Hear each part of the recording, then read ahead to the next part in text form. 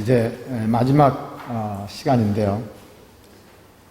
사도행전 계속 조금 더 보시고요. 그리고 저쪽 로마서 잠깐 살피시면서 그냥 살짝이라도 저쪽 요한계시록에서 이야기하고 있는 내용 살짝이라도 좀 보도록 하겠습니다.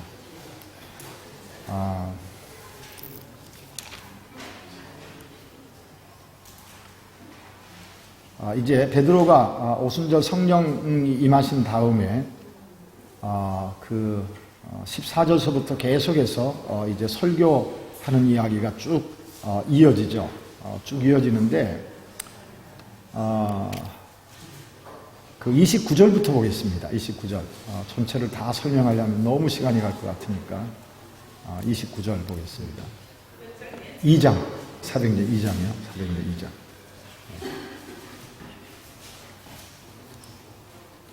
사도행전 2장입니다. 2장 29절. 형제들아, 내가 조상 다윗에 대하여 담대히 말할 수 있노니. 지금 베드로가 설교하는 설교 내용 중에 이야기되어지는 내용입니다. 형제들아, 내가 조상 다윗에 대하여 담대히 말할 수 있노니 다윗이 죽어 장사되어 그 묘가 오늘까지 우리 중에 있도다. 그렇죠. 다윗은 이미 죽은 이후에 그 묘가 우리 중에 있도다. 30절입니다. 그런데 30절 다윗을 뭐라고 부르죠? 선지자다 그렇게 부릅니다. 다윗은 그는 선지자다. 우리는 다윗을 왕으로만 알고 있는데 오늘 베드로 사도는요 다윗을 선지자라고 이야기합니다. 선지자라고. 어떤 의미에서 지금 베드로가 다윗을 선지자라고 하는지 그 아래를 보면은 우리가 좀 잘 이해할 수 있을 것 같은데요. 그는 선자라. 하나님이 이미 맹세하사 그 자손 중에서 한 사람을 그 위에 앉게 하리라 하심을 알고 그렇게 말합니다. 그러니까 다윗은 하나님께서 다윗에게 어떤 맹세를 했느냐? 그 자손, 다윗의 자손 중에서 한 사람을 다윗과 같은 그 왕에 앉게 하리라 하심을 미리 알았다 그렇게 말합니다. 알았고 31절에서는요. 미리 보았다고 말하죠. 보았다 그렇게 말하죠. 다시 볼까요? 그는 선지자라. 하나님이 이미 맹세하사 그 자손 중에서 한 사람을 다윗과 같은 그 왕의 자리에 앉게 하리라 하심을 미리 알았다. 그리고 31절에는요. 미리 보았다 그렇게 말합니다. 알고 보았고. 그래서 뭘 보았느냐? 그리스도의 부활을 말하되 그가 흉부의 버림이 되지 않고 그의 육신이 썩음을 당하지 아니하리라 하더니. 자, 다윗은 이 그 부분을 잘 좀 이해하시면서 내려가셔야 조금은 더 쉽게 이해할 수 있을 것 같습니다. 다윗은 하나님께서 그 다윗의 후손 중에서 한 사람을 다윗이 왕이 되었던 그 자리에 앉게 하리라 하심을 미리 알았고 그리고 미리 알고 미리 보아서 그리스도의 부활을 말했다 그렇게 이야기합니다.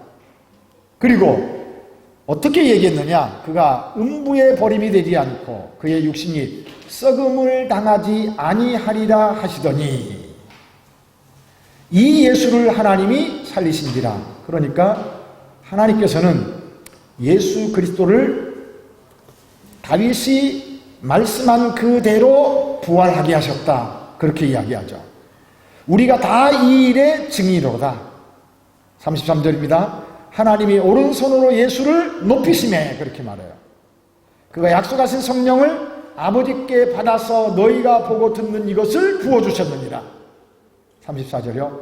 다윗은 하늘에 올라가지 못하였으나 친히 말하여 이르되 주께서 내 주에게 말씀하시기를 내가 내 원수로 내 발등상이 되게 하기까지 너는 내 우편에 앉아 있으라 하셨도다 하였으니 그런즉 이스라엘 온 집은 확실히 알지니 너희가 십자가에 못 박은 이 예수를 하나님이 주와 그리스도가 되게 하셨느니라 하니라. 아멘. 자, 29절부터 36절까지 읽었습니다. 자, 여기에서요. 이제 부분을 좀 말씀을 드리고 그리고 전체를 이어서 생각을 하도록 하겠습니다. 제 개인적으로는 29절부터 36절에 있는 이 말씀은 제 개인적으로는 너무나도 중요한 말씀입니다. 너무나도 중요한 말씀이에요. 어떤 의미에서 중요하냐 하면은 심지어는요. 한번 볼까요? 다시 아까 읽었던 말씀을 다시 한번 보겠습니다. 30절입니다. 그는 선지자라 하나님이 이미 맹세하사 다윗의 자손 중에서 한 사람을 다윗이 왕이 되었던 것처럼 왕의 자리에 앉게 하리라 하심을 알았고 보아서 자, 그 다음 뭐라고 말하고 있죠? 그리스도의 뭘 말했어요? 부활을 말했어요.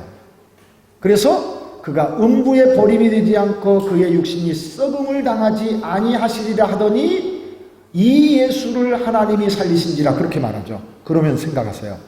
30절, 31절, 32절을 지금 읽었는데요. 예수님은 왜 부활하셨죠? 예수님은 왜 부활하셨습니까? 자, 30절, 31절, 32절을 제가 읽었어요. 다시 읽겠습니다. 한번 생각하시면서 읽어보세요. 예수님은 왜 부활하셨는지. 자, 30절입니다. 그는 선지자라 하나님이 이미 맹세하사 그 자손 중에서 한 사람을 그 위에 앉게 하리라 하심을 미리 알고, 그러니까 다시 한번요. 다윗은 자신의 자손 중에서 한 사람이 다윗처럼 왕의 자리에 앉게 될 것이다 라고 하는, 왕의 자리에 앉게 되리라 할 것을 미리 알았고 미리 보았어요. 그래서 미리 알고 미리 보아서 뭐라고 얘기했다고 이야기하죠? 그리스도의 부활을 말하되, 메시아의 부활을 말하되 그가 음부에 버림이 되지 않고 그의 육신이 썩음을 당하지 않게 될 것이다 라고 다윗은 말했습니다. 다윗은 말했어요. 그래서 하나님은 다윗에게 말을 주어서 말하게 하신 것처럼 이 예수를 하나님이 뭐 하셨다고요? 살리셨어요. 그러면 하나님은 왜 예수님을 살렸느냐? 그리고 왜 예수님께서는 부활하셨느냐? 라고 하는 것을 제가 질문하는 겁니다. 예? 그렇죠. 왕의 자리에 앉게 하기 위해서죠. 목적이 왕의 자리입니다. 그러니까 단순하게 예수 그리스도의 부활을 얘기한 것이 아니라 예수님은 반드시 부활하셔서 어디의 자리에? 왕의 자리에 앉게 되어질 것을 다윗은 미리 알았고 미리 보아서 얘기했다. 그렇게 말합니다. 그러니까 예수 그리스도의 부활 안에, 여러분들 그 부활 안에 굉장히, 부활과 더불어서 함께 굉장히 중요한 한 가지가 있었어요. 그게 뭐죠? 예수님은 반드시 왕이 되시기 위해서 뭐 되어야 됩니까? 부활하셨어야 되는 겁니다. 왕이 되시기 위해서. 제가 조금 더 강조한다고 하면은요, 예수께서 부활하신 목적이 어디 있었습니까? 왕 되기 위해서입니다. 왕 되기 위해서. 그만큼 하나님 나라 곧 예수 그리스도가 왕 된다라고 하는 그 이야기는 신구약 성경 안에서 너무너무 중요한 그러한 내용이다라고 하는 이야기입니다. 왜 복음을, 좋은 소식을 하나님이 통치하신다라고 하는 자의 말이 어찌 그리 아름다운가 라고 성경에서 말하고 있느냐? 성경의 모든 이야기들을 그렇게 담아놓고 있기 때문입니다. 심지어는요, 여기 적어놓으시고 고린도 전서 15장을 보시면은요, 부활을 얘기했죠. 그렇죠? 아까도 부활을 얘기하는데 20절 보세요. 고린도전서 15장 20절을 보세요. 고린도전서 15장 20절이요.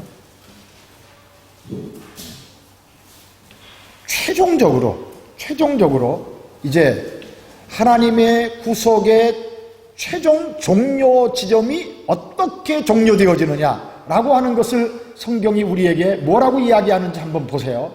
그러나 이제 그리스도께서 죽은 자 가운데서 다시 살아나사 잠자는 자들의 몇째 열매죠? 첫 열매. 그러니까 예수님이 죽으시고 부활하신 것은 모든 부활의 첫 번째다. 그렇게 말합니다.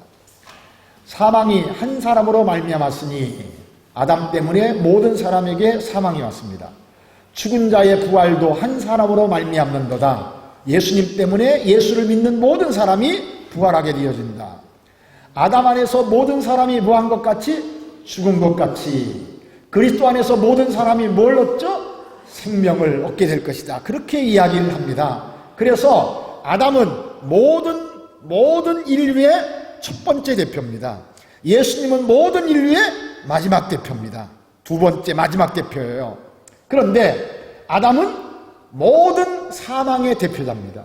예수님은 모든 생명의 대표자입니다. 23절이요. 그런데 각각 자기 차례대로 되리니, 그렇게 말하죠. 각각 자기 차례대로 되리니. 먼저는 첫 열매인 그리스도요. 자, 부활을 얘기하죠.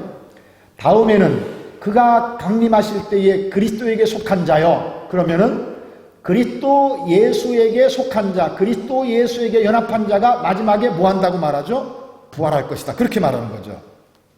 자, 그리고 이렇게 말합니다. 그 후에는 마지막이니, 그 후에는 마지막이니. 그 다음 다 같이 씁니다. 시작. 그가 모든 통치와 모든 권세와 능력을 멸하시고 나라를 아버지 하나님께 바칠 때라.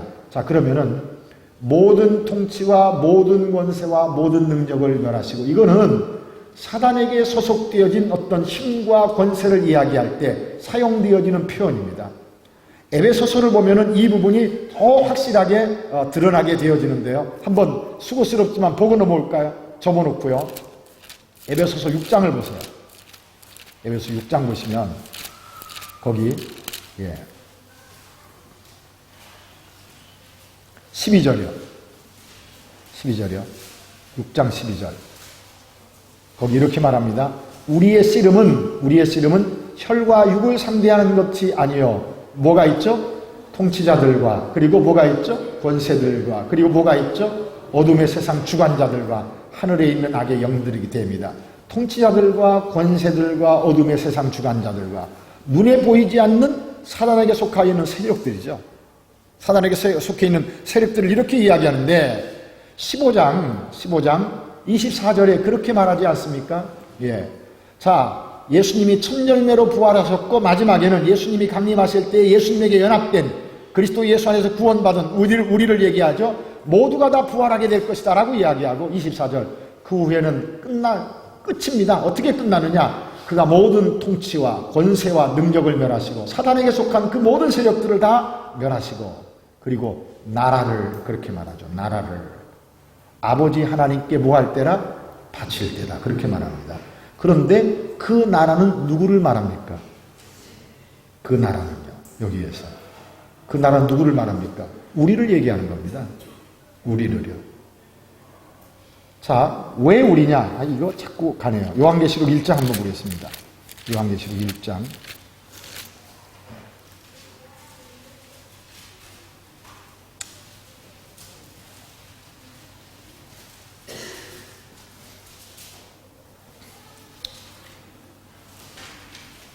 자, 1장 6절 볼까요? 1장 6절입니다. 나중에 한 번 정도는 다시 요한계시록 1장 그리고 다른 부분을 보게 될 텐데요. 1장 6절입니다. 그의 아버지 하나님을 위하여 우리를 뭐로 삼으셨습니까? 나라와 제사장으로 삼으신 그에게. 누가 그 나라가 되죠? 우리가 그 나라가 됩니다. 성경에서는요, 하나님 나라를 이야기할 때 영토적인 측면에서 하나님 나라를 굉장히 인색하게 사용합니다. 제일 확실한 것은요, 새하늘과 새 땅입니다. 사실은요. 최종적으로 완성되어질 그 새하늘과 새 땅은 분명히 장소적인 개념으로 새하늘과 새 땅을 이야기해요. 그런데 하나님 나라를 다른 부분에서 표현해낼 때는 1차적으로는 회개하라 천국이 가까이 왔다, 하나님 나라가 가까이 왔다라고 할 때는 하나님 나라의 왕권을 이야기합니다. 그런데 요한계시록에서 이렇게 우리를 이야기할 때, 우리를 그리스도 예수 안에서 구원받은 나를 이야기할 때 나라와 제사장으로 삼으신, 그렇게 말합니다. 우리가 암송하는 베드로전서 2장도 볼까요? 베드로전서 2장도 거기도 그렇게 말합니다. 사실은요. 베드로전서 2장도 보세요. 9절이요. 379페이지. 베드로전서 2장 9절. 그러나 너희는 택하신 족속이요 왕같은 제사장들이요. 그 다음 뭐라고 말하죠? 거룩한 나라요. 그렇게 말해요. 누가요? 우리가요. 그리스도 예수 안에서 구원받은 우리가요.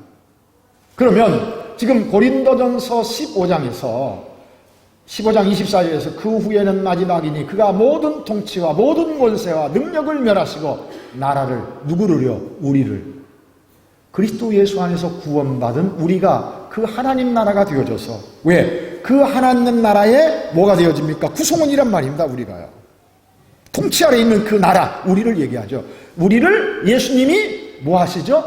바칠 때라. 그리고 25절이요. 그가 모든 원수를 그 발 아래에 둘 때까지, 그렇게 말해요. 그러면은 이렇게 최종적인 심판을 하고 우리를 하나님 앞에 바치면서 그 나라가 최종적으로 완성되어질 그때까지, 그가 모든 원수를 그 발에 둘 때까지, 그 다음 다 같이 읽을까요? 시작. 반드시 왕노릇하시리니. 누가요? 예수님이요. 맨 나중에 멸망받을 원수는 사망이다. 그렇게 이야기합니다. 그러니까 최종적으로 그리스도 예수 안에서 예수의 사역이 최종적으로 종결되어지고 이제는 하나님 나라의 완성이 이루어지는 그때는 우리가 하나님 나라에게 바쳐지고요. 그때까지는 예수님은 하나님 나라에서 왕권을 가지고 모든 세계가 그 발 아래에 복종할 때까지 왕으로 통치하신다라고 하는 이야기를 성경은 우리에게 말씀하고 있습니다. 자, 그런데 사도행전에서 지금 이야기하고 있는 이야기, 그 실상을 우리가 보는 겁니다. 자, 사도행전 2장 다시 넘어오셔서요. 그러니까 30절, 31절, 32절에서는 예수 그리스도가 왜 부활하셨느냐? 왕이 되시기 위해서 부활하셨다라고 하는 쪽에서 지금 베드로는 설명을 하고 있습니다. 그렇다고 해서 부활이 약화되어지는 것은 절대로 아닙니다. 부활이 없었다면 왕권도 없는 것이니까 같은 차원에서 이해를 하시면서요. 32절입니다. 이 예수를 하나님이 살리신지라 우리가 다 이 일의 증인이로다. 33절이요. 하나님이 오른손으로 예수를 높이시매. 하나님이 오른손으로 예수를 높이시매. 그러니까 예수님은 어떻게 하신 겁니까? 죽으시고 부활하셔서 하늘에 오르셔서 하나님이 오른손으로 예수를 높이시매. 자, 그가 약속하신 성령을 아버지께 받아서 너희가 보고 듣는 이것을 부어주셨느니라. 그럼 생각하실까요? 성령님이 우리에게 오셨어요. 성령님이 우리에게 오셨어요. 그 성령님이 오셨다라고 하는 것 자체는 예수가 누가 어떤 위치에 있다라고 하는 이야기죠? 왕의 위치에 있다라고 하는 이야기입니다. 그런 거로 사도행전 1장, 2장에서는요, 계속해서 가장 말씀의 중심에 뭘 두고 있습니까? 예수 그리스도는 왕이 되셨다라고 하는 이야기입니다. 예수님은 왕이, 부활도 왜 부활하셨느냐? 왕 되기 위해서 부활하셨다. 왜?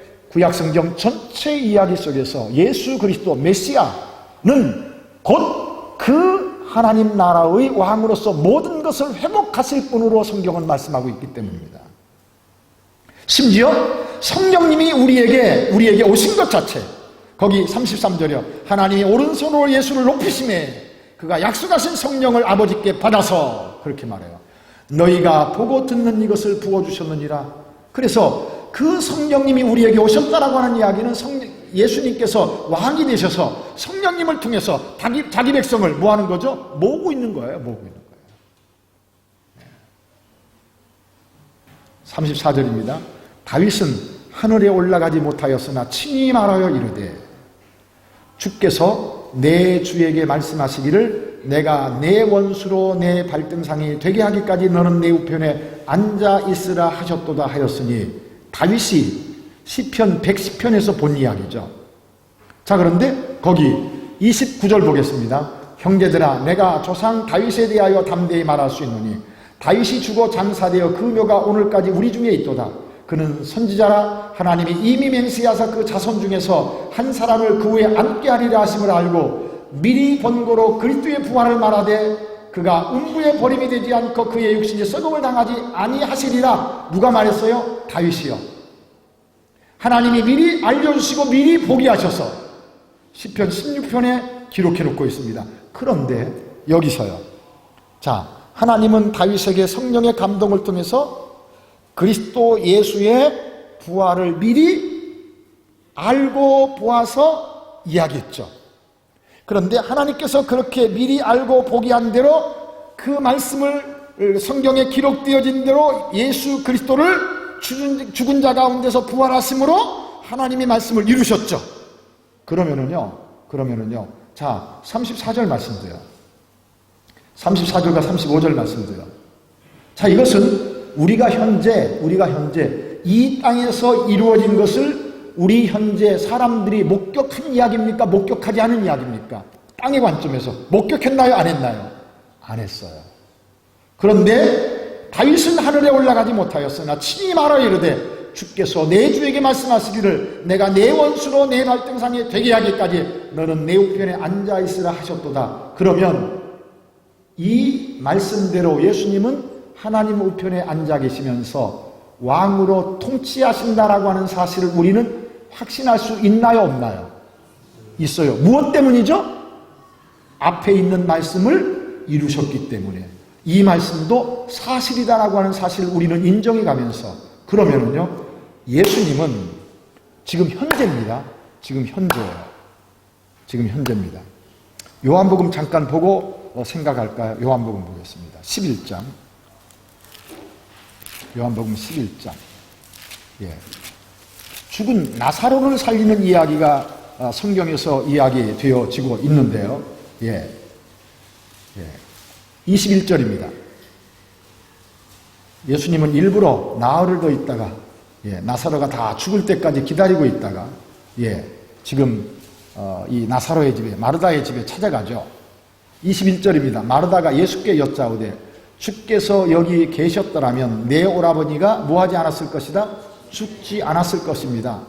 그러나 나는 이제라도 주께서 무엇이든지 하나님께 구하시는 것을 하나님이 주실 줄을 아나이다. 자, 주께서 여기 계셨더라면 내 오라버니가 죽지 아니하였겠나이다. 안 계셔서 내 오라버니가 죽었다, 그 얘기죠. 그러면은 죽은 이후에 오셨고 주께서 여기 계셨더라면 과거죠. 과거. 그렇죠?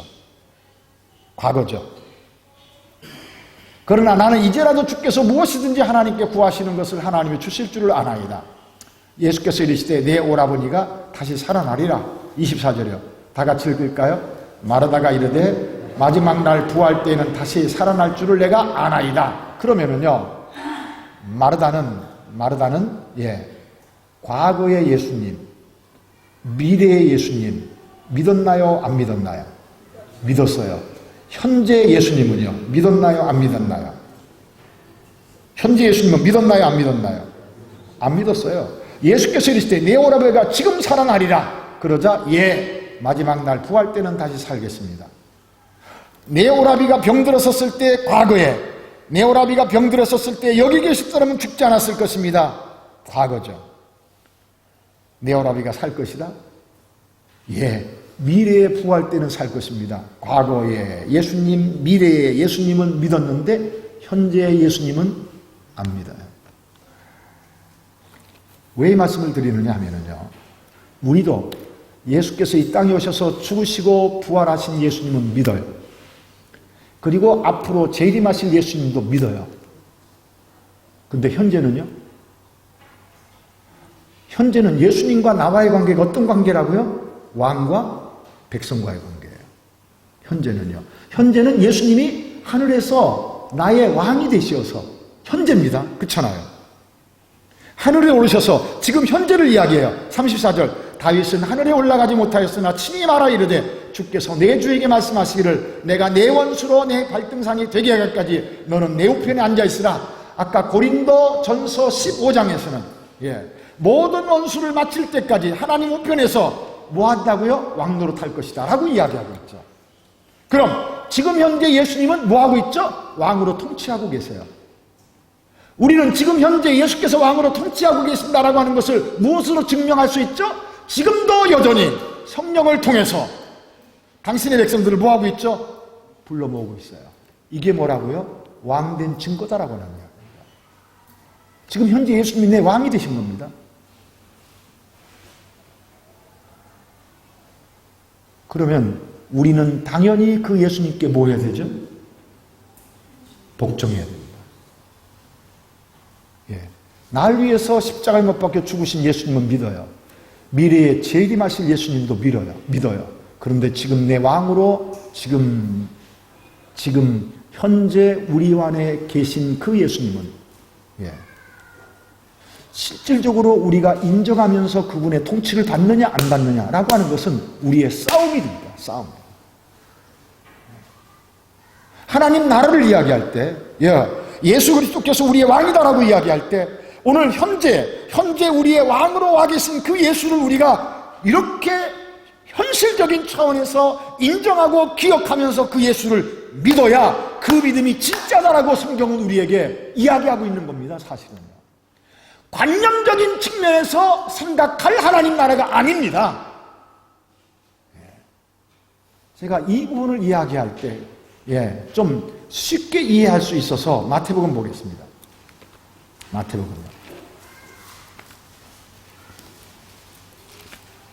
마태복음 5장 45절 볼까요?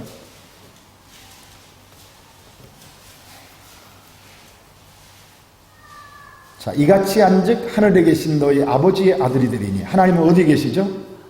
하늘에 계세요. 48절이요. 그러므로 하늘에 계신 너희 아버지의 온전하심과 같이 너희도 온전하라. 하나님은 어디 계시죠? 하늘에 계세요. 사람에게 보이려고 그들 앞에서 너희 의를 행하지 아니하도록 주의하라. 그리하지 아니하면 어디에 계신? 하늘에 계신 너희 아버지께 상을 받지 못하리라. 9절이요. 그러므로 너희는 이렇게 기도하라. 하늘에 계신 우리 아버지요. 그래서 하나님이 하늘에 계시기 때문에 14절입니다. 너희가 사람의 잘못을 용서하면 너희 어디 아버지? 하늘 아버지. 하나님이 우리 하늘 아버지. 32절입니다. 이는 다 이방인들이 구하는 것이라 너희 하늘 아버지께서 7장 7절입니다. 너희가 악한 자로도 자식에게 좋은 것을 줄 줄 알거든 하물며 하늘에 계신 너희 아버지께서 21절입니다. 나더러 주여 주여 하는 자마다 천국에 다 들어갈 것이 아니요 다만 하늘에 계신 내 아버지의 뜻대로 행하는 자라야 들어가리라. 하나님은 계속해서 어디에 계신 분이죠? 하늘에 계신 하나님이십니다. 그럼 우리는 하늘에 계신 우리 아버지요 하나님은 하늘에 계신다라고 이야기할 때 그 하나님은 어떤 하늘에 계신 하나님일까요? 고린도후서 12장을 보면은요 사도 바울은 셋째 하늘에 이끌려 갔었다라고 이야기하죠. 셋째 하늘에 이끌려 갔었다. 그래서 그 셋째 하늘을 설명하기 위하여서 사람들이 이런 아이디어를 내어서 이야기하는 글들을 여러 차례 많이 읽어봤었는데 저 밖에 나가면은 눈에 보이는 하늘이 보이죠. 그건 첫째 하늘. 두 번째 하늘은요 눈에 보이지 않는 저 하늘. 둘째 하늘. 눈에 보이지 않는 저 하늘 저 너머에 있는 하나님이 계신 셋째 하늘. 이렇게 셋째 하늘을 그렇게 표현합니다. 그럼 하나님은 어떤 첫째, 둘째를 지나서 그 너머에 있는 셋째 하늘에 계신 그 하나님, 하늘에 계신 우리 아버지 할 때 그런 하나님을, 거기에 계신 하나님을 우리가 생각하는 것이 옳을까요? 아니다라고 하는 이야기예요. 아니에요. 아닙니다. 자, 창세기 1장을 잠깐 보겠습니다. 다시 여기 돌아오겠지만은 구분을 좀 하는 것이 좋을 것 같습니다. 창세기 1장 1절이요. 창세기 1장 1절입니다. 창세기 1장 1절. 태초에 하나님이 뭘 창조하시죠? 하늘들과 땅을 창조하시니라. 태초에 하나님이 하늘들과 땅을 창조하시니라. 2절입니다. 땅이 혼돈하고 공허하며 흑암이 깊음에 있고 하나님의 영은 수면 위에 운행하시니라. 자, 2절 다시 보세요. 땅이 혼돈하고 공허하며 하나님이 1절에서 뭘 창조하셨다고요? 하늘들과 뭘 창조하셨어요? 땅을 창조하셨는데 2절에서는 창조되어진 그 땅을 이야기합니다. 하늘들을 얘기하는 것이 아니라 2절부터 얘기하는 것입니다. 그럼 2절부터 얘기하는 땅이 혼돈하고 공허하며 흑암이 깊음에 있고 그렇게 말하죠. 무질서한 창조 세계죠. 저는 금년 1월 1일 날에 창세기 1장을 이 본문을 묵상하면서요. 제가 하나님 앞에 감사했고요. 제가 금년 1년 동안 내 마음에 품고 기도해야 될 기도 제목을 1장 2절에서 찾았습니다. 그래서 지금도 매일처럼 땅이 혼돈하고 공허하며 흑암이 깊음에 있더니 하나님의 영은 수면에 운행하시니라 라고 하는 이 본문, 이 2절 말씀을 하루에도 생각날 때마다 몇 번씩 암송하곤 합니다. 자, 무질서한 창조 세계에 있었습니다. 그런데 그 후에 누가 역사하기 시작하죠? 성령님이 역사하기 시작하셔서 어떻게 되어지느냐? 질서 있고 좋아 있는 창조의 모습으로 조성되어지는 것을 그 아래에서 보여주고 있는 겁니다, 사실은요. 그래서 저는 이 말씀을 묵상하면서 이렇게 저에게 적용을 했습니다. 그렇구나. 나에게도 아직도 무질서한 그러한 신앙의 내용, 삶의 내용 이런 것들이 있을 수 있구나. 실질적으로 있고요. 이런 것들이 성령님의 지속적인 사역을 통해서 금년 한 해에는 놀라리만큼 아름다운 모습으로 새로운 창조되어진 사람의 모습으로 바뀌어질 수 있겠다라고 하는 확신을 가졌습니다. 저는요. 그래서 정말 금년에요. 제가 그러한 변화를 정말 자꾸 기도하고 그런 것을 기도하고 그렇게 하니까 정말 그래지는 저를 보면서 와, 이정복 너 대단하구나. 제가 저를 이렇게 칭찬하기도 하고 그러는데요. 자, 그런데 2절 말씀은 이 땅의 창조의 모습을 이야기하는 겁니다. 땅의 창조의 모습을. 그러면 6절 볼까요? 6절이요. 하나님이 이르시되 물 가운데 궁창이 있어 물과 물로 나뉘라 하시고 하나님이 궁창 아래의 물과 궁창 위의 물로 나뉘게 하시니 그대로니라. 하나님이 궁창을 하늘이라 부르십니다. 하늘이라 부르십니다. 자, 그러면 두 번째 날에 하나님께서 만드셨던 저 궁창을 하늘이라 하셨더라 라고 하는 이 하늘은요, 땅에 속한 하늘입니까? 아니면 1장 1절에서 이야기했던 하늘들 속에 있는 하늘입니까? 땅에 속한 하늘. 땅에 속한 하늘. 그러니까 우리는 하늘을 생각할 때 무조건 저 하늘만 생각해요. 그런데 성경은요, 하늘들 복수로 이야기합니다. 그럼 그 하늘들은 무엇을 얘기할까? 나중에 우리 목사님이 자세하게 설명하실 겁니다. 자,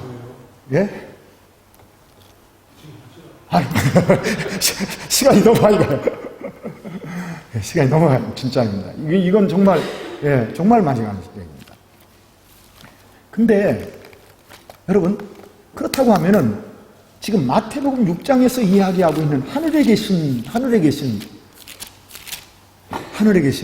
여러분, 제가 처음에 얘기했던 첫째 하늘, 둘째 하늘, 우리 눈에 보이는 저 우주 너머에, 그 너머에 있는 그곳에 있는 하늘에 계신 그거는 오답입니다. 아니에요. 그럼 마태복음 5장, 6장, 7장에서 그렇게 많이 반복되어져서 이야기하고 있는 하늘에 계신 그 이야기는 어떤 하늘을 이야기하느냐? 자, 다시 마태복음 6장을 보세요. 마태복음 6장을 보시면 거기 5장, 6장, 7장에서 계속 하늘에 계신 그렇게 이야기하고 6장 6절입니다. 6장 6절이요. 너는 기도할 때에 내 골방에 들어가 문을 닫고 다 같이 읽을까요? 시작. 은밀한 중에 계신 내 아버지께 기도하라.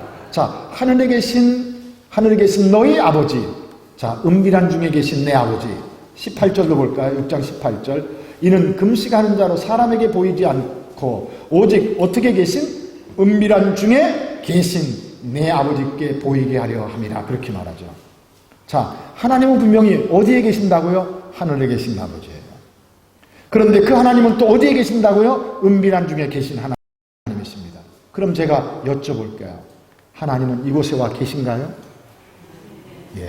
하나님은 이곳에 계시죠. 보입니까? 안 보여요.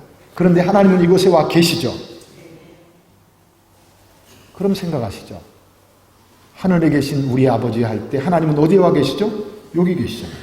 저 하늘이 아닙니다. 하나님은 여기 계세요.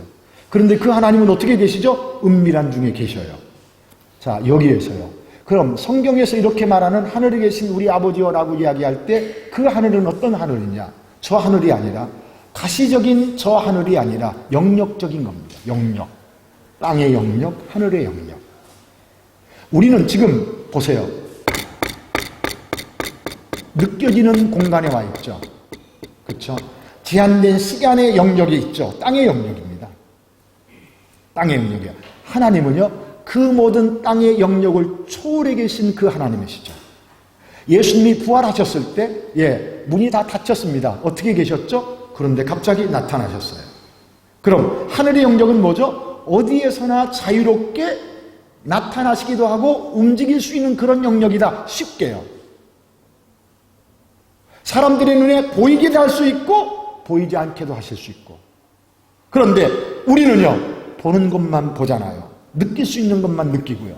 그런데 하늘에 계신 우리 아버지여 할 때 그 하나님은 오늘 여기에도 와 계세요. 그런데 그 하나님은 어디에 계세요? 하늘에 계세요. 여기에도 계신데 우리는 하늘에 계신 우리 아버지여 얘기하죠. 그러면 하늘이라고 하는 그 하늘은 지금 우리가 느끼는 현재적 공간, 현재적 가시적인 이 영역, 땅의 영역과 구분되어진 하나님이 거하시는 하늘의 영역. 이해되시겠어요? 네. 자, 그렇다고 하면요, 예수님께서 하늘에서 지금 왕이 되어서 우리를 통치한다라고 이야기할 때 우리는 막연하게 생각해서는 안 되겠죠. 예수님은 현재 내 삶 속에 오셔서 현재 이 장소에 계시면서 우리의 뭐가 되시죠? 왕으로 계시다라고 하는 이야기입니다. 이것을요, 실제적으로 자꾸 되새김질하면서 의식적으로 한번 자꾸 훈련해 보세요. 최면 걸라는 얘기는 아닙니다. 성경에서 예수 그리스도가 이제 죽으시고 부활하시고 하늘에 오르셔서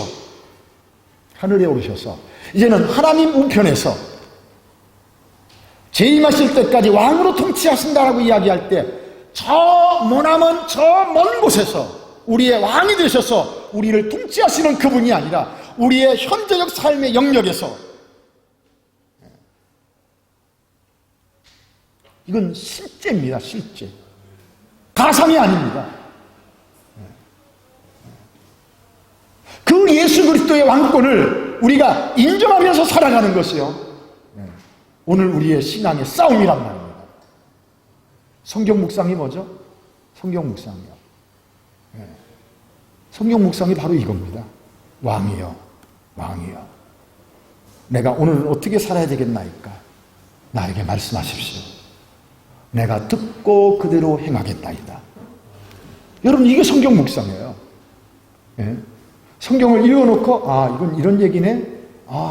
오늘은 뭐 좋은 일이 있을까 보네? 여러분들, 나 좋으라고, 뭐예요? 한국에 가면은 그 신문을 보면은 뭐가 나오죠? 오늘의 운세. 성경 묵상을 그렇게 하는 사람들이 있더라고요. 아니죠.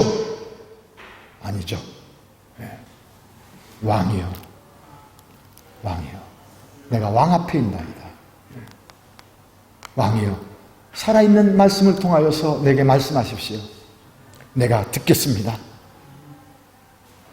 내가 이대로 살기를 원합니다. 참 이건 힘든 일일 것 같은데, 왕이요, 성령을 통해서 나를 도와주십시오. 성경 묵상입니다. 실제화 시켜가야 됩니다. 하나님의 그 나라를 미래적으로 가상화시켜서, 허상 속의 크리스찬이 아니라 실제 속의 하나님 나라, 실제 속의 하나님의 백성으로 사라져가는 그런 신앙의 훈련이 우리 안에서 이루어져야 된다라고 하는 이야기입니다.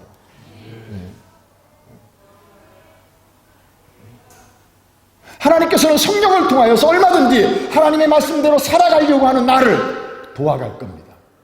그리고 그렇게 되어지도록 은혜를 베풀어 주실 것입니다.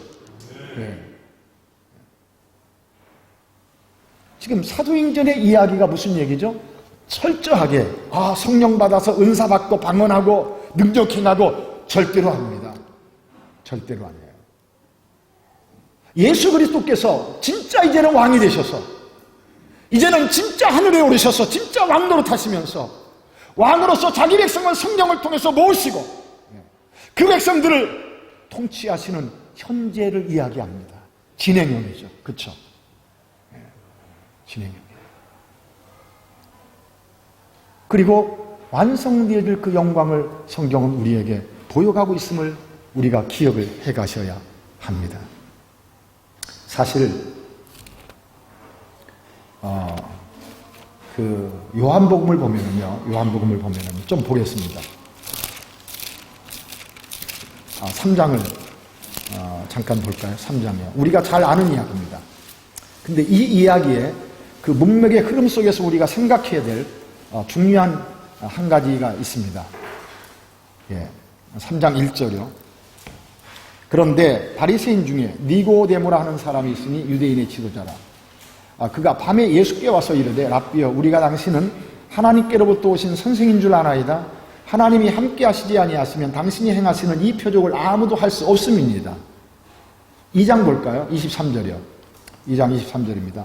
6월절에 예수께서 예루살렘에 계시니 많은 사람이 그의 행하시는 표적을 보고 그의 이름을 믿었으나 예수는 그의 몸을 그들에게 의탁하지 아니하셨으니 이는 친히 모든 사람을 아시며 또 사람에 대하여 누구의 증언도 받으실 필요가 없었으니 이는 그가 친히 사람의 속에 있는 것을 아셨습니다. 자, 행하시는 표적을 보고 그 이름을 믿었어요. 그런데 예수님은 그들을 신뢰하지 않았어요. 왜?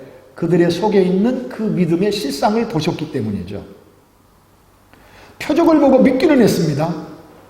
그런데 그 믿음의 중심에 정말 믿음의 사람으로 가져야 될 그 진짜 믿음이 아니라 겉믿음만 가지고 있었다라고 하는 것을 성경은 우리에게 이야기해요.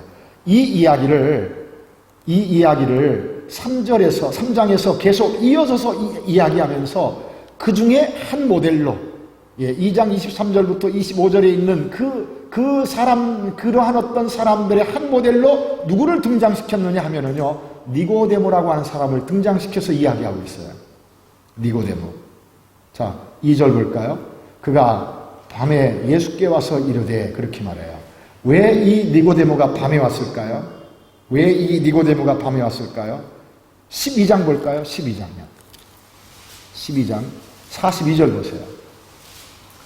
12장 42절. 요한복음 12장 42절.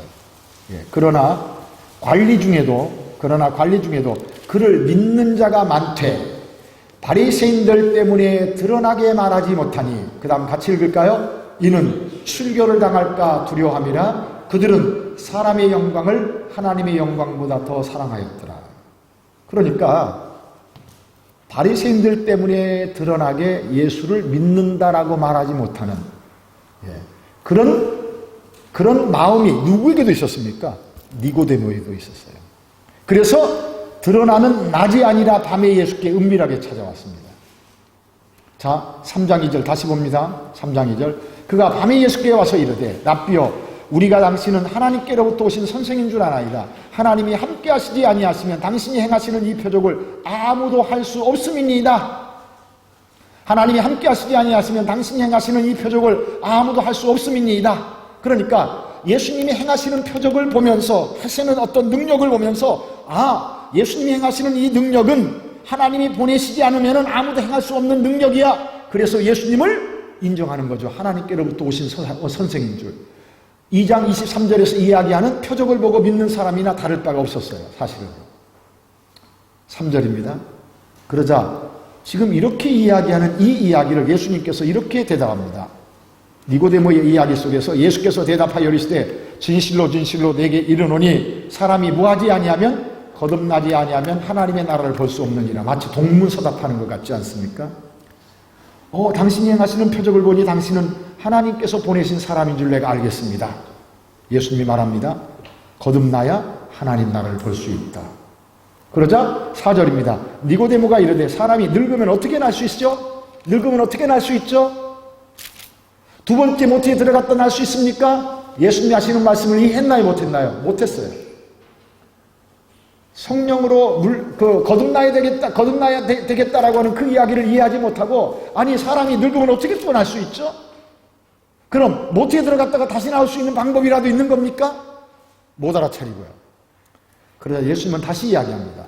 예수께서 대답하시되 진실로 진실로 내게 이르노니 사람이 물과 성령으로 나지 아니하면 어디에 들어갈 수 없죠? 하나님 나라에 들어갈 수 없다. 그렇게 말합니다. 그럼 이렇게 우리는 생각해야 됩니다. 물과 성령으로 거듭나지 아니하면 하나님 나라를 볼 수 없고, 물과 성령으로 거듭나지 아니하면 하나님 나라에 들어갈 수 없다. 그러면 못 본다라고 하는 것은 못 들어간다라고 하는 이야기입니다. 그렇죠? 하나님 나라를 보지 못한다, 하나님 나라를 못 본다라고 하는 이야기는 하나님 나라에 못 들어간다 그 얘기입니다. 하나님 나라를 본다라고 하는 것은 하나님 나라에 들어간다 그 얘기입니다. 근데 조건이 있어요. 자격이 있습니다. 거듭나야 된다. 거듭나면 보여진다. 거듭나면 보여지기 때문에 그 나라에 들어간다 라고 이야기하는 거죠. 그러면서 6절에 이렇게 말해요. 육으로 난 것은 육이요 영으로 난 것은 영이니 육과 영은 섞일 수 없다. 그렇게 말하는 겁니다.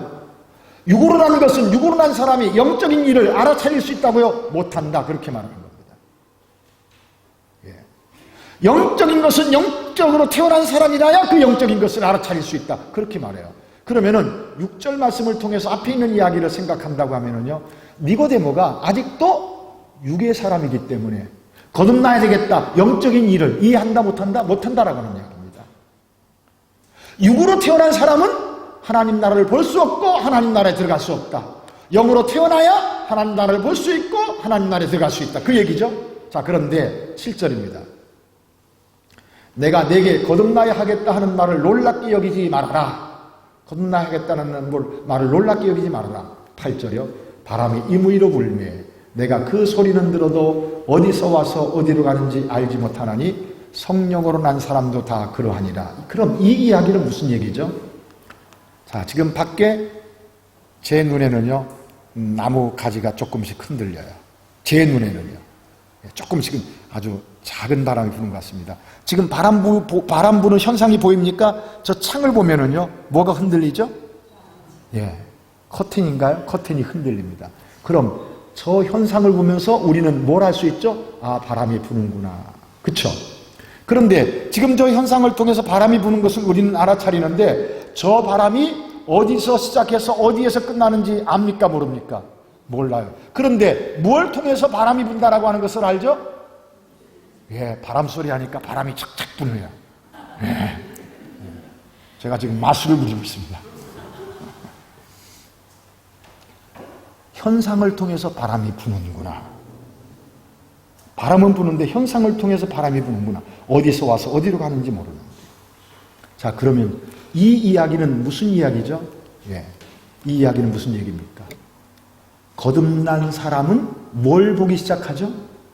하나님 나라를 보기 시작합니다. 어떻게 거듭났느냐? 몰라요. 그런데 거듭나고 보니까 보여요. 그럼 보인다라고 하는 것은 내가 무엇에 대한 증명이죠? 거듭났다라고 하는 것의 증명입니다. 예. 내가 예수가 믿어진다라고 하는 이야기는, 믿어진다라고 하는 얘기는 무엇에 대한 증명이죠? 내가 거듭났구나라고 하는 증명이란 말입니다. 내가 예수를 믿고 있다, 예수님은 나의 구주다라고 고백한다라고 하는 이야기는 성령님이 내 속에서 역사하셔서 나를 거듭나게 하셨구나라고 하는 것에 증명이 되어진다라고 하는 이야기죠. 우리는 그 은혜를 입은 사람들입니다. 그렇죠? 예수 믿으세요? 예. 어떻게 믿어졌는지 나는 몰라요. 언제 시작했는지 나는 몰라요. 구원파 사람들은 잘 알더라고요. 그런데 저도 모르고 여러분들 아십니까? 어떤 특별한 분은 또 아시더라고요. 예. 그런데 성령님이 그 사람 속에서 언제 어떻게 일하셨는지 몰라요. 그런데 어느 날 내가 믿고 있더라라고 하는 이야기입니다. 누가 역사하신 것이죠? 성령님이 역사하신 것입니다. 그래서 내가 믿는 거예요. 자, 예수님께서 니고데모에게 이 말씀을 하신 것은요, 너는 아직도 거듭났다, 안 거듭났다? 거듭나지 않았다. 그래서 내가 지금 하고 있는 일을 보면서도 예수님이 이적을 행하시는 그 일을 보면서도 너는 표면적으로만 나를 알고 있을 뿐이야. 내가 하는 일은 뭘 보여주고 있는 겁니까? 하나님 나라를 보여주고 있는데 너는 내가 하는 일을 통해서 하나님 나라를 보느냐 못 보느냐, 못 보고 있지 않느냐? 그럼 네가 거듭나지 않은 거야. 이해되시겠어요? 자, 그러면 니고데모는 당연한 겁니다. 그것이. 왜 당연하냐? 예수님이 하시는 말씀조차도 못 알아차리잖아요. 9절 보세요. 9절 보세요. 니고데모가 대답하여 이르되 어찌 그러한 일이 있을 수 있습니까? 예수께서 그에게 대답하여 이르시되 너는 이스라엘 선생으로 이러한 것들을 알지 못하느냐? 11절 진실로 진실로 내게 이르노니 우리는 아는 것을 말하고 본 것을 증언하노라. 그러나 너희가 우리의 증언을 받지 아니하는도다. 이제 12절입니다. 다 같이 했습니다. 시작. 내가 땅의 일을 말하여도 너희가 믿지 아니하거든 하물며 하늘의 일을 말하면 어떻게 믿겠느냐? 예수님은 이 땅에 오셔서 땅의 일을 말하셨습니까? 하늘의 일을 말하셨습니까? 하늘의 일을. 하늘의 일을요. 그러면 육으로 난 것은 육이요 영으로 난 것은 영이니. 내가 땅의 일을 말하여도 너희가 믿지 아니하거든 하물며 하늘의 일을 말하면 예수님이 지금 말씀하시는 그 모든 이야기들은요 하늘의 일을 이야기하고 있다고 이야기합니다. 13절 볼까요? 하늘에서 내려온 자 곧 인자 외에는 하늘에 올라간 자가 없느니라. 예수님은 어디에서 내려오셨어요? 하늘에서 내려오셨습니다. 31절 볼까요? 위로부터 오시는 이는 만물 위에 계시고 땅에서 난 이는 땅에 속하여 땅에 속한 것을 말하느니라. 하늘로부터 오시는 이는 만물 위에 계시고 그가 친히 보고 들은 것을 증언하되 하늘에서 듣고 본 것을 증언합니다. 땅의 사람들은 듣고 하늘에서 보고 듣고 한 것을 말씀하시는 그 예수의 말씀을 받아들입니까? 거절합니까? 거절하죠. 그런데 우리는 받아들입니까? 그럼 나는 어디에 속한 사람이 되었다고요? 하늘에 속한 사람이 되었다고요. 보세요. 하늘은 멀리 있습니까? 여기 있습니까? 여기 있다. 여러분들, 이 하늘을 우리는 막연하게 죽은 다음에 가는 나라. 현재 우리 안에 이미 와 있는 나라입니다. 그리고 우리 안에서 예수님은 실제적으로 우리의 왕이 되셔서 우리를 다스리고 있고 통치하고 있습니다. 8장도 한 번 더 볼까요? 8장이요. 이 얘기가 요한복음에는 너무 많아요. 사실은 너무 많습니다. 8장 21절부터 볼까요? 21절 다시 이르시되 내가 가리니 너희가 나를 찾다가 너희 죄 가운데서 죽겠고 내가 가는 곳에는 너희가 오지 못하리라. 유대인들이 이르되 그가 말하기를 내가 가는 곳에는 너희가 오지 못하리라 하니 그가 자결하려는가? 알아듣습니까? 못 알아듣습니까? 못 알아들어요. 못 알아들어요. 왜 못 알아듣죠? 땅에 속한 사람이니까. 근데 여러분들은 알아듣습니까? 못 알아듣습니까? 알아들어요. 그럼 여러분들은 어디에 속한 사람이에요? 하늘에서 이미 살고 있는 사람이에요. 이 얼마나 놀라운 은혜입니까? 이게 우리의 특권이란 말입니다. 특권이라고.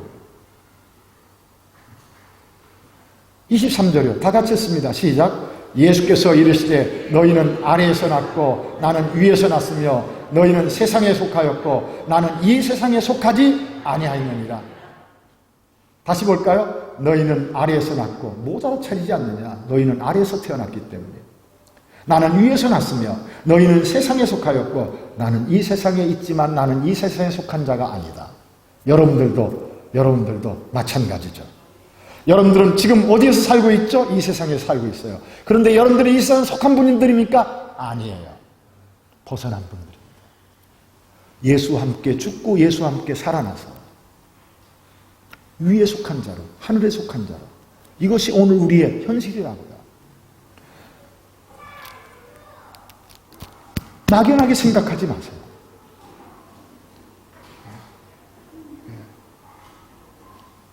많은 분들이 그렇게 얘기하죠. 예수는 믿었어. 그러면 죽은 다음에 천국 가는 것은 당연한 것이고 따는 거래요. 그리고 이 세상에서는 캐세라세라 누리고 즐길 것 다 누리면서 살자. 왜? 구원은 이미 따놓은 것이니까. 천국은 언제 가는 거라고요? 죽은 다음에 가는 것이니까. 여러분, 자기가 어디 와 있는지 알아요, 몰라요? 모르고. 자기가 얼마나 엄청난 특권 아래에서 엄청난 영광의 사람인지 자기 스스로 모르고, 스스로 자기를 비하시켜서 하찮은 사람으로서의 삶을 살아간단 말입니다. 하나님께서는 우리를 그런 사람으로 살라고 우리를 부르지 않았다라고 성경은 말씀하고 있어요. 하나님께서 우리를 부르신 이유는 하나님의 사람으로 하늘의 그 영광을 이 땅에서부터 누려가도록 하게 하기 위해서. 여러분들, 그렇다면은요, 오늘 우리는 어떠한 가치 속에서 이 세상을 살아가야 될까를 한번 생각해 보세요. 고린도전서 2장을 보겠습니다. 오늘 아마 로마서 요한계시록은 못할 것 같습니다. 제가 5시쯤에는 제가 가야 될 것 같아서요. 고린도전서 2장이요. 6절부터 좀 길게 읽겠습니다. 일부러요. 왜냐하면 이렇게 문맥적으로 읽어가야만 뒤에서 제가 말씀드리기를 원하는 그 내용이 아마 좀 이해가 되실 것이기 때문에요. 그러나 우리가 온전한 자들 중에서는 지혜를 말하노니, 그러나 우리가 온전한 자들 중에서는 지혜를 말하노니, 이는 이 세상의 지혜가 아니요. 이는 이 세상의 지혜가 아니요. 이 세상에서 없어질 통치자들의 지혜도 아니요. 7절입니다. 오직 은밀한 가운데 있는 하나님의 지혜를 말하는 것으로서 곧 감춰졌던 것인데 하나님이 우리의 영광을 위하여 만세전에 미리 정하신 것이라. 이 지혜는 이 세대의 통치자들이 한 사람도 알지 못하였나니 만일 알았더라면 영광의 주를 십자가에 못 박지 아니하였으리라. 이 부분은 제가 한 부분만 더 설명하고 넘어갈게요. 이건 상당히 우리에게 은혜로운 이야기입니다. 8절이요. 이 지혜는 그 7절에서 이야기하고 있는 것처럼 세상의 지혜도 아니고 은밀한 가운데 감춰져 있는 만세전에 우리의 영광을 위하여 감추어준 이 지혜입니다. 이 지혜는 이 세대의 통치자들이 한 사람도 알지 못하였다고 이야기합니다. 이 세대의 통치자들이 알았다고 하면 영광의 주를 십자가에 못 박지 아니하였을 것이다 라고 이야기합니다. 질문을 할게요. 사단은 이 하나님의 지혜를 알았을까요? 몰랐을까요?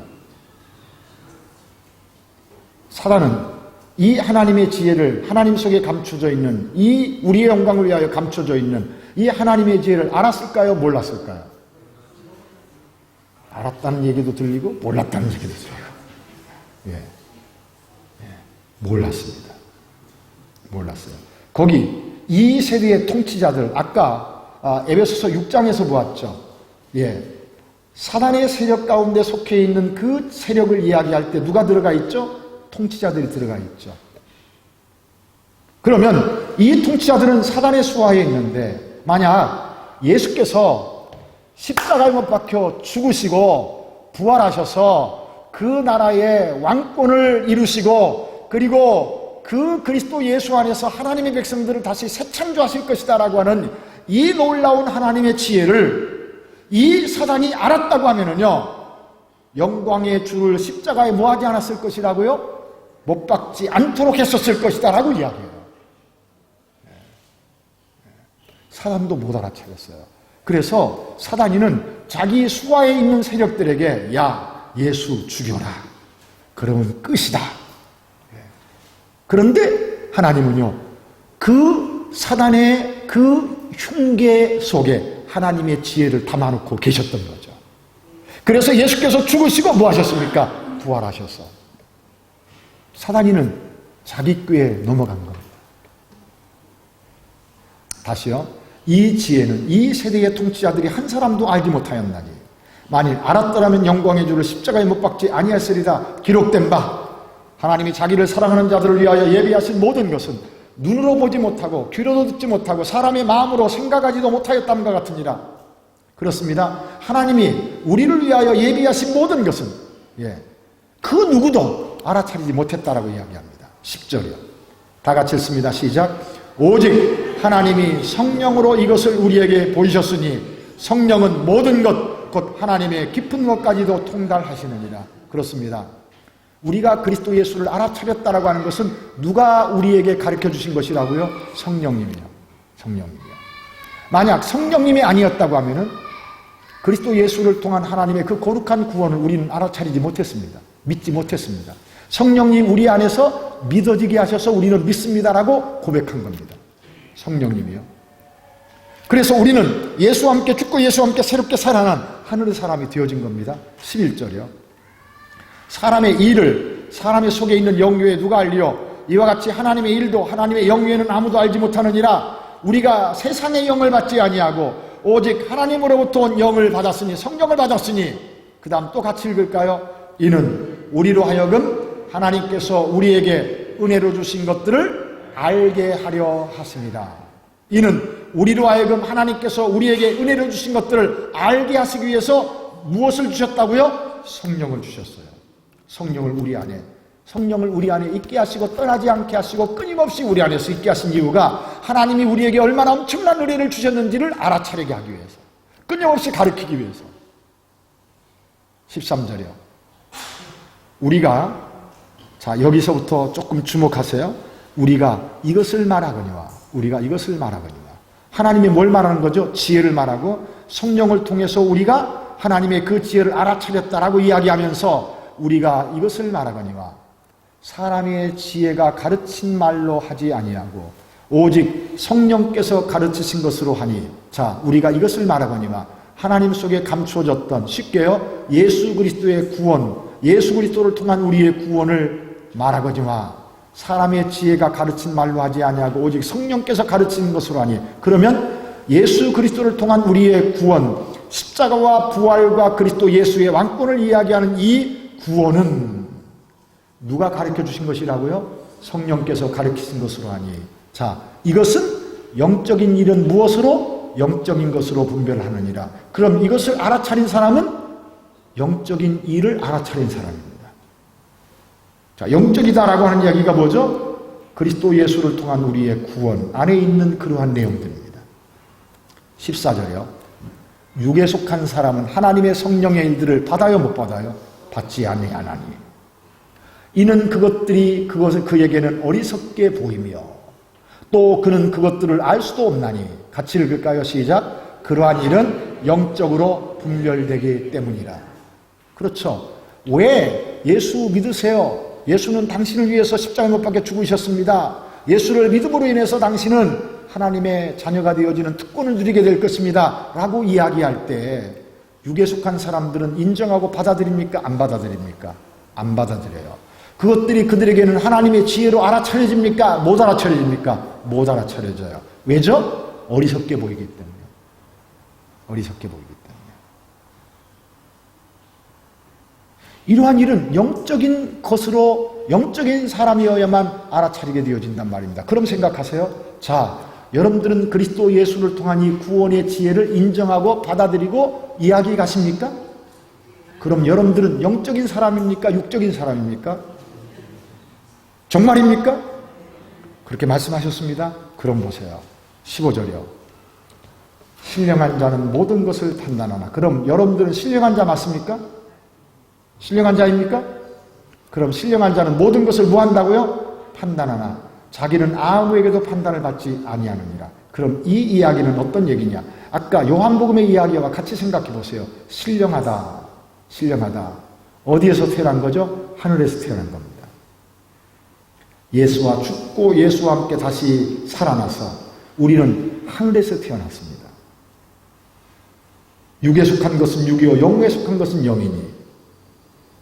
그래서 우리는 하늘나라 사람이 되었단 말입니다. 그래서 우리는 이 땅에 살지만 하늘에 속한 사람으로, 신령한 사람으로, 자, 이 땅에서 이루어지는 모든 일들을 하늘의 관점에서 판단한단 말입니다.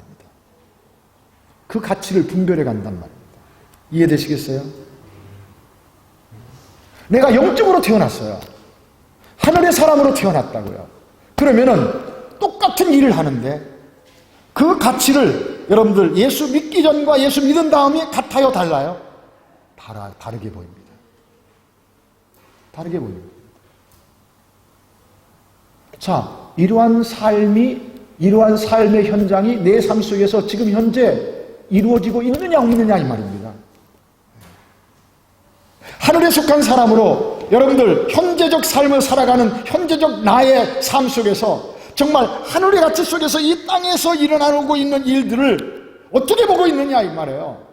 믿기 전과 믿은 이후가 어떻게 달라졌느냐 이거죠. 어떻게 달라졌냐 이거예요. 이것은 우리가 조금은 더 심각하게 생각해 보아야 될 필요가 있습니다. 예수를 믿은 제자들, 그리고 예수의 죽음과 부활을 경험한 제자들, 여러분, 예수 그리스도께서 죽으시고 부활하시기 이전에 제자들은 예수님께서 잡히셨을 때에 그들은 출애굽을 놓았습니다. 도망을 갔습니다. 그런데 예수께서 죽으시고 부활하신 그 후에 예수에 의해서 설득당한 그 사람들은요, 성령이 오신 이후에 그 사람들은 철저하게 바뀌어졌습니다. 저는 상당히 오래전에 제가 아시는 장로님께서 여기 부에노스아이레스에서 돌아가셨습니다. 오랫동안 간경화를 앓으시다가 그것이 발전되어져서 간암이 되셨습니다. 그래서 돌아가셨어요. 여름이었습니다. 입관 예배가 있어서 제가 거기에 참석했었습니다. 그런데 입관 예배를 드릴 때 바로 제가 그 관 옆에서 이렇게 보았기 때문에 코에서 벌써 여름이었었어요. 진물이 나오고요. 귀에서 진물이 나오니까 예배를 드리다가 막 맞고 닦고 하는 그런 장면이 연출되었었습니다. 어쨌든 그리고 나서 예배가 마쳤습니다. 그리고 저는 택시를 타고서 집으로 돌아오는 시간 속에서 순간적으로 이런 생각이 들었습니다. 하나님, 예수 믿는 사람들은 좀 죽은 다음에 시체도 좀 예쁘게 저런 물이 안 나오고 참 정말 영광스러운 모습으로 보여지면 얼마나 좋을까요? 라고 그렇게 생각을 하면서요, 제가 순간적으로 진짜 죽은 다음에 천국 가는 거 맞아? 와우. 제 속에서요, 갑자기 그런 생각이 들었어요. 그러면서 제가, 그런 생각이 들면서 제가 무슨 생각이 또, 그러면 너 하나님 나라가 실제적으로 존재한다라고 하는 사실을 너는 무엇으로 증명할래? 이게 10초, 20초 사이입니다. 전 제 생각 속에서 팍팍팍 하는 겁니다. 두 사람이 생각났습니다. 그 순간에 제가 두 사람이 생각났어요. 첫 번째는 누가 생각이 났었냐면요, 베드로가 생각났습니다. 성경에서 말하는 베드로예요. 베드로가 생각났어요. 베드로는 예수님이 잡히셨을 때 어떻게 했죠? 도망갔다가 대제사장의 집 안뜰에까지 들어가서 불 쬐고 있었어요. 멀찌감치 떨어져서. 제가 그런 생각을 해봤습니다. 왜 베드로가 멀찌감치 있었을까? 베드로는 이렇게 생각했었을는지 모릅니다. 예수님은 능력이 많으신 분인데, 그렇잖아요. 능력이 많으신 분인데 그 능력 뒀다가 어디에 쓰실까? 분명히 잡히시긴 했는데 어느 순간 갑자기 능력을 행하셔서 잡은 그 모든 세력들을 다 이렇게 진노하시면서 그들을 무찌르고 짜잔 하고 왕이 되실 거야. 그럴 수도 있을 거야. 라고 했었던 베드로는 아니었었을까? 그러면 그때 가까이서 있다가 쫙 가서 예수님 내가 여기 있습니다. 혼자 상상 속에서 그렇게도 한번 생각을 해보았습니다. 왜? 너무 그 장면이요, 어처구니가 없어서요. 어처구니가 없어서요. 소녀 앞에서 부인하죠. 그 다음에요, 맹세하면서 부인하죠. 세 번째요, 저주하고 맹세하면서 부인했더라. 그 베드로예요. 그런데 이 베드로가 왜 그렇게 했습니까? 죽는 게 두려워서요. 그런데 이 베드로가 부활하신 예수님을 다시 만나고 예수에 의해서 설득당하고 성령이 임하시고 사도행전 12장을 보면은 내일이면 죽을 날입니다. 오늘 어떻게 하고 있었죠? 야고보는 이미 죽었고 내일이면 죽을 날입니다. 이 베드로가 어떤 모습으로 있었죠? 쿨잡니다. 내일 죽는데 선옥자매, 내일 죽어. 그럼 오늘 뭐 할 것 같아요? 잘 것 같아? 믿음 있는 사람 저기 또 있네. 쿨쿨 자고 있어요. 얼마나 잠들었던지 천사가 와서 어떻게 했습니까? 옆구리를 뻥뻥 찼습니다. 거기까지 여기 자다가 그냥 이게 꿈이야 생시야 일어났습니다. 그리고 밖으로 데리고 나는데 천사가 떠난 다음에서야 와 이게 진짜였네. 따라 나가면서도 꿈으로 생각했었습니다. 죽음과 생명이 그에게는 아무런 문제가 안 되었어요. 산다 죽는다. 왜죠? 이미 그 나라에 와서 살기 때문이었습니다. 여러분들 다른 눈으로 보기 시작해야 되지 않겠어요? 이 베드로를 생각하면서요. 그래 맞아. 두 번째 사람은요 바울이었습니다. 뭐 며칠 썼어요. 한 1, 20초 사이였었으니까요. 타닥타닥. 바울이 생각났습니다. 바울은 어떤 사람이었죠? 예수 믿는 사람을 죽이는데 앞장섰던 사람이었었습니다. 그런데 그 예수를 전하는 일 때문에 그가 오히려 감옥에 들어가고 마지막에는 순교당하는 그런 삶으로 마무리 짓지 않았었습니까? 여러분들 거짓된 그런 예수 그리스도의 부활이었었다고 하면은 그들이 그렇게 자기의 삶을 허비하고 낭비하고 그렇게 살았었을까요? 아니었죠.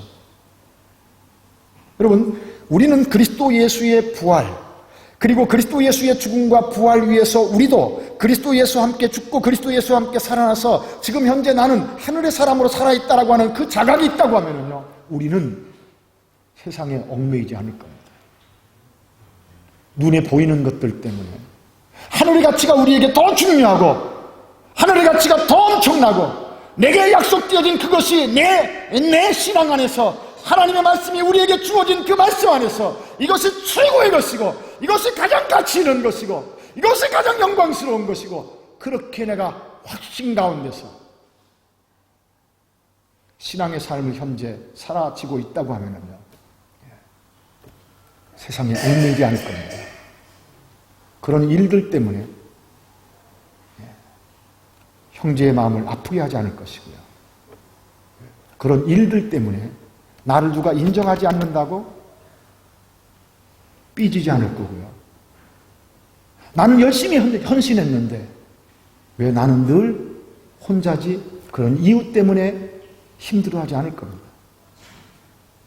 왜요? 나는 누구 앞에 있죠? 하나님 앞에서, 하늘나라에서. 왜요? 가치가 다르단 말입니다. 신령한 자는 모든 것을 판단하나 자기는 아무에게도 판단을 받지 아니하느니라. 세상적인 판단으로 나를 판단해도 가치가 있습니까? 없습니까? 없어요. 없다고요. 왜 우리가 거기에 주눅들어야 되죠? 왜 우리는 세상의 힘 앞에서 주눅들어야 되죠? 아니에요. 우리는 하늘에 속한 하늘의 사람입니다. 거기는 높고 낮음이 없고요. 그리스도 예수 안에서 모두가 다 똑같은 영광을 누리면서 하나님의 그 엄청난 은혜와 그 사랑, 내게 베풀어진 그 놀라운 은혜만을 높이며 찬양하는 그러한 자리에 우리가 이미 들어와 있다고 성경이 말씀하고 있다고. 그런데 왜 그렇지 않은 것들 때문에, 있다가 없어질 그러한 것들 때문에 우리의 신앙이 자라야 됨에도 불구하고 하나님의 사람으로 하늘의 그 무한한 영광스러운 그 영광을 드러내야 될 자리에 그렇게 하라고 그 영광을 드러내라고 했는데 사람들에게 밟혀지고 찢겨지고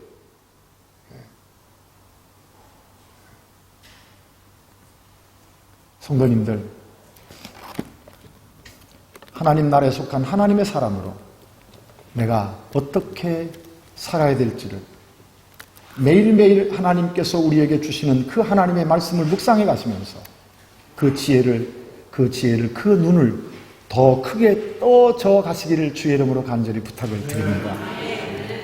그래서 정말 하나님 나라가 내게 임했다라고 하는 것이, 나는 이미 하나님 나라에 들어와 있고 그 나라가 나이고 그 나라를 상속받을 상속자로 오늘 현재는 이미 시작되었고 아직 완성되지 않았지만 이미와 아직이 겹치는 시대에 살아서 이런 갈등 저런 갈등도 있지만, 그러나 내가 성경을 통하여서 약속받은 이 말씀은 지금까지도 한 번도 어그러뜨리지 아니하시고 말씀하신 것을 이루신 그 하나님께서는 지금도 이루어 가고 계시고, 내가 어느 지점에 갔었을 때 이룬 것을 확인하도록 하나님께서는 하실 것이라고 우리는 확신해 가면서 허상을 보지 마시고 실상을 바라보시면서 예수 안에서 마지막까지 승리해 가실 수 있기를 주의 이름으로 간절히 부탁을 드립니다. 우리 권 목사님께는 늘 감사한 마음이 있고요. 이번에 짧은 이틀이지만 또 이렇게 하나님의 말씀을 나눌 수 있어서 참 감사했고요.